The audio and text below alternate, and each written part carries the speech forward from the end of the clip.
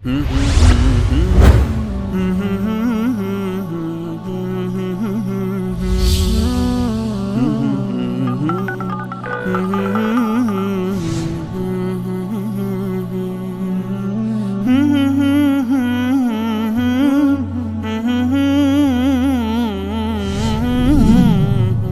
السلام علیکم و رحمت الله و برکاته. برادر گل انصاری، برای شما و تمام کارکنان شبکه وسایل سلام و احترامات به حد و به حدود خود تقدیم میکنم و این پروگرام های بسیار بسیار آموزنده تان و از این پروگرام های هدایت کننده تان جهان ممنون. در اروپا خو همه گیر ماشاءالله کسایی که خداوند اونا میخواستن هدایت شدن، شکر الحمدلله.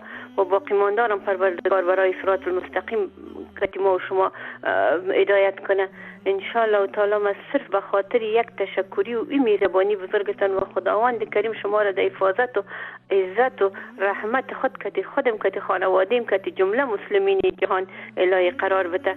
و می خاطر السلام علیکم و رحمت الله و برکاته. من خواهر شما هستم، از اروپا به شما زحمت دادم. السلام علیکم، خداحافظ.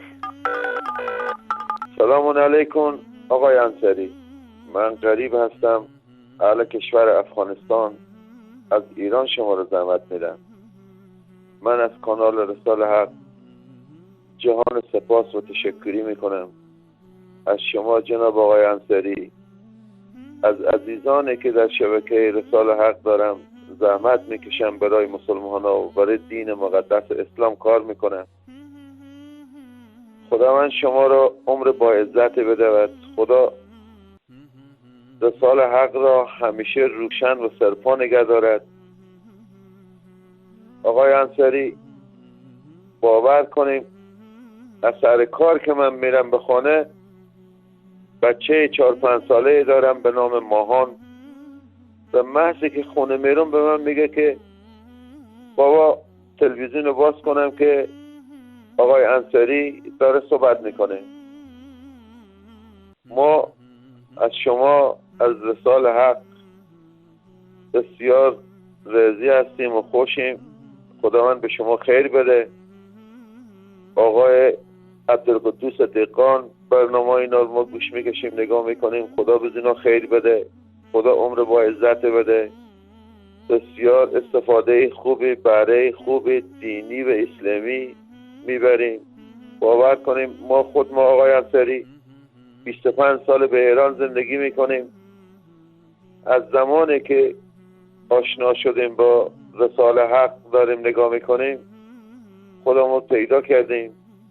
بچه ها ما همینجوری، اعضای خانواده های ما همینجوری. خداوند به شما خیر بده. جهان سپاس و تشکر از شما.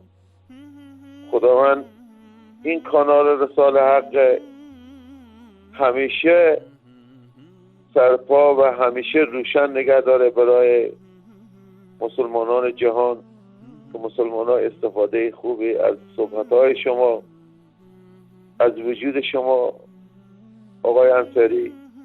من از راه دور آقای انصاری پیشانی شما را میبوسم. خداحافظ.